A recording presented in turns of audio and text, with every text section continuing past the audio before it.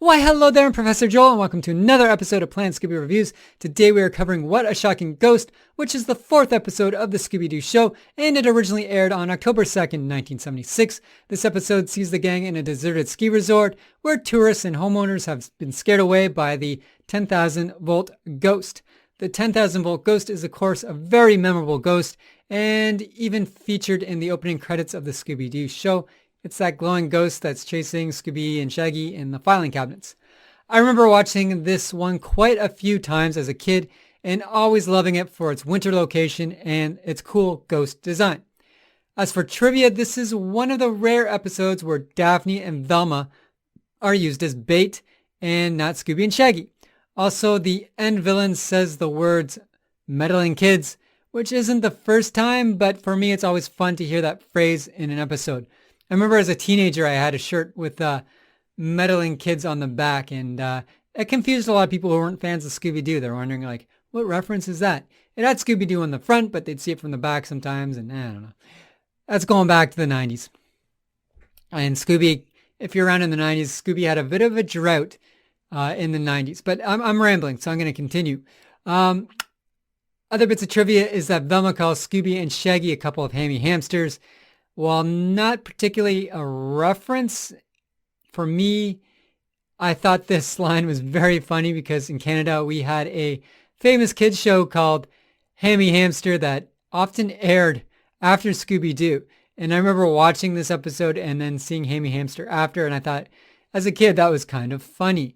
Hammy Hamster used, it was like live action, and they'd put hamsters and gerbils in planes and fire trucks and such and act out like scenes. And it's very quaint. But yeah, I always enjoyed it as a kid. Anyway, enough of my jibber jabber. Let's get on with the review.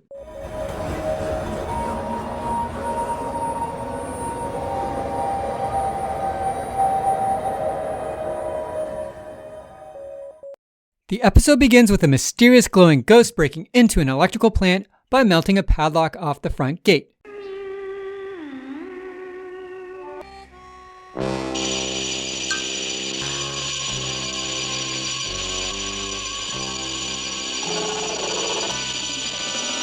Nearby, the gang are driving on a steep and windy road to go skiing. Nearly low on gas and with a broken heater, the gang are excited to finally reach the snowy town of Winter Haven. The whole town is blacked out and deserted. Both the gas station and, even worse, Herbie's Hamburger Palace are closed. And the gang have finally run out of gas. With it being minus 30 Fahrenheit outside, Freddy wants to hike to the nearest town for gas. Fortunately, they don't have to risk frostbite as they spot a light on nearby at a ski lodge. Our heater's out and it's 20 below outside. It's a wonder anyone comes up here to ski. We're almost out of gas. Herbie's Hamburger Place, 1 mile ahead in Winter Haven. Terrific town. We'll be able to gas up there. Welcome to Winter Haven. Does anyone notice anything strange about this town? Yeah, the whole town is blacked out. And deserted. The gas station's closed and our gas tank's practically empty. Worse yet, Herbie's Hamburger Place is closed too. Uh-oh, there went the last drop of gas. Looks like we'll just have to hike to the next gas station. Look, there's a light in the ski lodge. Knocking on the door, they meet Mayor Dudley, who explains that they have no electricity or heat due to the 10,000-volt ghost.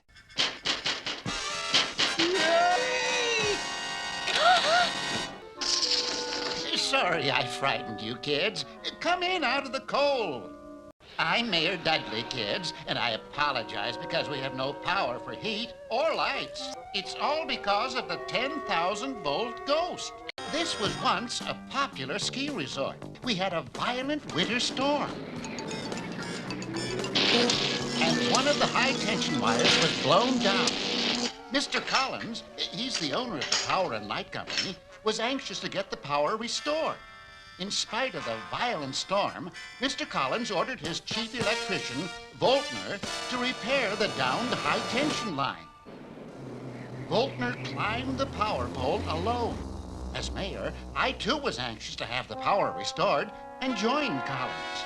Suddenly, there was a violent short circuit, which overloaded the circuit breakers and blew out all the transformers. We ran out to see if Voltner was all right, but he was gone. Vanished completely. His ghost started showing up, looking for revenge on the town and the power company. It didn't take him long to scare everyone away and turn this little resort into a ghost town. Mayor Dudley tells the gang they can spend the night, and Freddy suggests they get down to business looking for clues. At the power plant, they find the front lock burnt off and a trail of ice running through the snow. Slipping on the ice, Scooby and Shaggy crash through the front door. Inside, they search for more clues as the 10,000-volt ghost watches on unnoticed. The gang's curiosity leads them to Mr. Collins, the electrical plant owner. Mr. Collins is here repairing the generator and gives his blessing for the gang to capture the 10,000-volt ghost. It looks like somebody opened this gate with a blowtorch. Yeah, and here's something else that's awfully strange. This is all new snow. Why should there be an icy trail through it? What caused it? And why would it lead right to the power plant? Wow, sure is creepy in here. We've got to start looking for clues. Zoinks! The 10,000-volt ghost!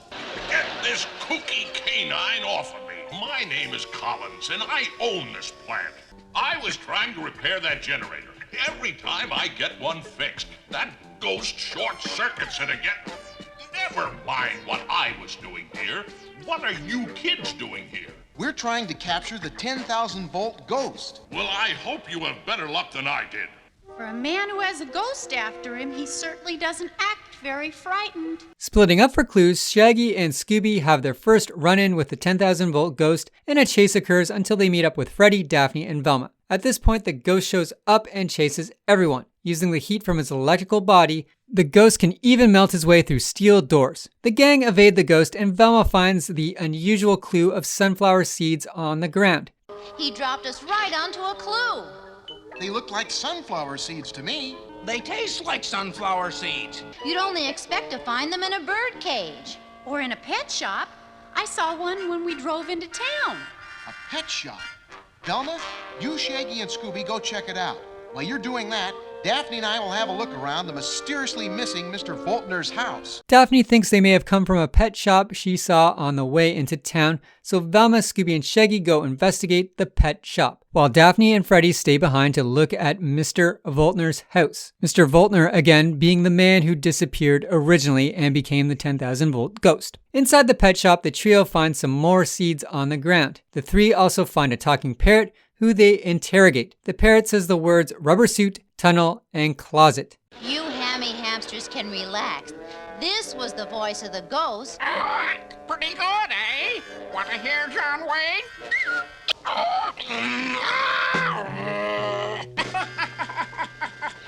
Parrot, throw some clues at us. Rubber suit, closet, tunnel, tunnel. As an aside, I know the town's abandoned, but who leaves a pet shop all alone? These animals need water, heat, and a lot of attention. Anyway, that's my TED Talk for the day. Velma opens the closet and finds a rubber scuba suit along with a tunnel, which the gang head down. As they enter the tunnel, a mysterious hand locks them in. Wow, a scuba diver's wetsuit. There's a secret door in the back of the closet. The tunnel brings Shaggy, Scooby, and Velma back to the power plant, and they head off to find Daphne and Freddy. At Mr. Voltner's house, Daphne finds a partial letter behind a mirror. The letter reads, "Whereas running south westerly parcels 27, 28, 43, 44, 45. Whereas running southwesterly, parcels 27, 28, 43, 44, and 45. Everyone reunites with Mr. Collins and the mayor, where they explain all the clues. The gang then head to the local courthouse to find clues to cross-reference with the numbers on the letter. Oh, I'm glad you came here, kids. What did you find? A bunch of clues, Mayor Dudley. A diver's wetsuit, some bird seed, and a tunnel that goes from the pet shop to the power plant. Really? What does it all mean? I think that torn letter we found is a key to solving the mystery. Perhaps we'll know tomorrow, Mayor. I'll check this out in the real estate records at the courthouse. Never mind, Mr. Collins. We'll check it out. At the courthouse, they find the book they need, but once more run into the 10,000 volt ghost, and we get the classic filing cabinet scene of Scooby and Shaggy that we often see in the intro credits to the Scooby-Doo Show, where they evade the 10,000 volt ghost. I love this scene. We hung onto the book and ditched the electric monster. Now we're ready to capture ourselves a ghost. Freddy then gets everyone to run back to the power plant where he creates a giant electromagnet to capture the ghost. The trap nearly goes to plan, but unfortunately the ghost turns into a giant snowball that rolls after Scooby and Shaggy in an exciting chase that ends up at the Winter Haven County Jail. The sheriff comes out and the snow has melted off the ghost, short-circuiting his suit. Removing his protective rubber mask, we find out the ghost is Mr. Voltner. Velma has figured out that the mayor and Mr. Voltner were in cahoots, where the mayor has bought up the land dirt cheap. The mayor realized that a freeway was being put in and the nearby land would soon be super valuable, so they want to scare everyone away, driving real estate prices down. If it weren't for the birdseed sticking to his shoes, they would have gotten away with it too. What's going on here? That's a 10,000 volt ghost? About 10 volts now, Sheriff. You see, melting that snow short-circuited the batteries on his do-it-yourself ghost suit and ran him down. It's Voltner. And he's through doing your dirty work for you, Mayor. when you found out a freeway was going through those parcels, you knew that land would be worth a fortune. So you and Voltner made up that phony disappearing act of his.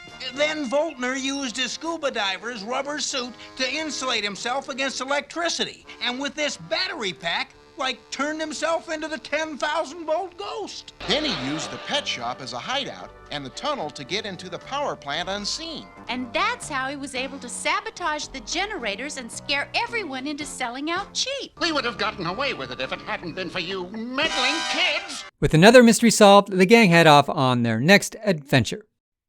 I give this episode a 10 out of 10. This episode is awesome. You might be thinking, I'm a little generous with it. And if you are, well, maybe I am, but I just think this episode is awesome. The 10,000 volt ghost is like one of the most memorable Scooby villains out there. There's toys designed around him. Everyone always knows what you're thinking when you say the 10,000 volt ghost or the electrical ghost. Very cool concept, cool powers. He melts locks, and just a fun episode overall. Straightforward episode, which is why you might be thinking I'm ranking a little high. Not overly spooky, but I thought, aside from the ghost, that he looks very cool, I liked the deserted town of Winter Haven, and I thought it was quite atmospheric and how it was all abandoned, and it was fun to see the abandoned power plant and the ski lodge where there's no heat or running water or electricity, and then you got Herbie's Hamburgers that's abandoned and disappointing for Scooby and Shaggy because they have nowhere to eat. I thought that was all really cool. I always love seeing the gang in their winter gear. That's always going to bump it up for me for a review, just seeing the gang in their winter gear. I always think that's cool. And I thought the chase scenes were a little more engaging than normal. There are no real silly parts of Scooby and Shaggy pretending to be someone else to fool the ghost. I know some of you love that. Me, I liked it as a kid. I don't appreciate it as much as an adult. Again, I'm kind of after the spooky stuff as I've grown up, or maybe not really grown up. That's debatable. But, in this phase of my life, I just appreciate spooky over silliness. So as a kid, I liked how they, dressed up and whatnot and fooled the bad guys. But now I don't like that as much. So that's why this kind of gets a 10 out of 10. So yeah, just a very straightforward episode. And some straight-on frights, and the gang are afraid of this ghost because he is kind of dangerous. If he can melt locks, he can burn, he can burn the gang and give them a shock. Anyway, that wraps up my review. Once again, thank you for any likes, views, subscribes, and shares. I always enjoy hearing from you. I always enjoy seeing my views and subscriptions going up and all that. Thank you once again. Next week, I will be putting out a redo of my review of the Harem Scarum Sanitarium episode. I believe my original review was my second episode that I ever made, and I find it a little bit choppy, and I just kind of want to make it a little better, improve on how it looks, and maybe how I describe the episode. I think I can do a bit better. I'm going to keep my original up. It has got like 3,000 or something views already, so I'm going to keep that up in case you want to see the difference. But anyway, until next time, stay spooky.